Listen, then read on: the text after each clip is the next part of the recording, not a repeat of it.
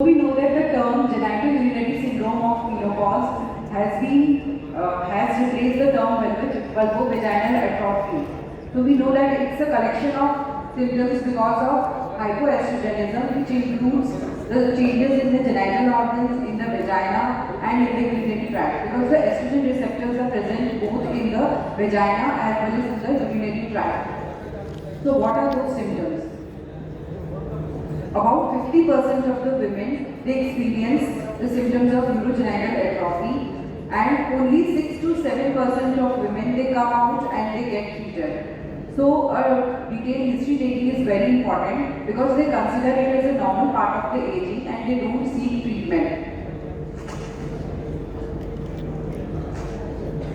So the symptoms, the vaginal symptoms include vaginal dryness, decreased lubrication because of the decreased moisture, and there will be labia minora resorption and changes in the urethra. Urethra will be reduced, clitoris will be reduced. So introital retraction and recurrent UTI are frequently encountered. So considering the symptoms, as the age of menopause increases, about 70 to 80% of women, they experience the symptoms of urovaginal atrophy at some point in their life. So these are from the international studies.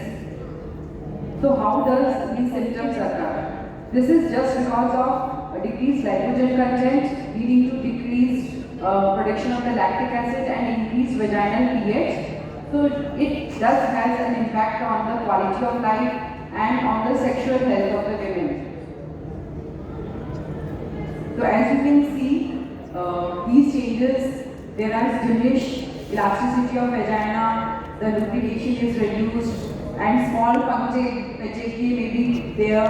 As you can see in the last image, the clitoris is reduced, the urethra is there, reduced, and the vulvar tissue is diminished, and sometimes even it's obliterated, and we frequently encounter that the introduction of thin speculum is very difficult in such patients.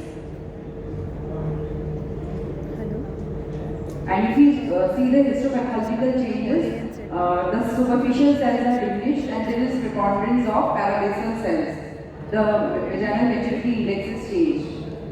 So this Bashman vaginal health index is a good indicator, and the more is those scores are associated with atrophy. So now how to approach these women? So a good medical history and examination is a very important part, and we should always ask for some leading questions that we might be using some irritant soaps or lubricants or certain penalty liners also that might be the cause of the symptoms in the early ages of the menopause. So a differential diagnosis is very important because vaginal candidiasis or vaginal lichen sclerosis, as you can see the figure of 8 pattern, or vaginitis or other vulvovaginal infections can be an important cause of the differential diagnosis of vulvovaginal atrophy. So a vaginal or a vulval swab is we should always take, or a vulval biopsy to rule out squamous intraepithelial lesions of vulva, and of course a urine microscopy to rule out recurrent UTI, and diabetes sugar test should also be a part of our plethora of tests. So how to manage these symptoms? If there are only urogenital symptoms,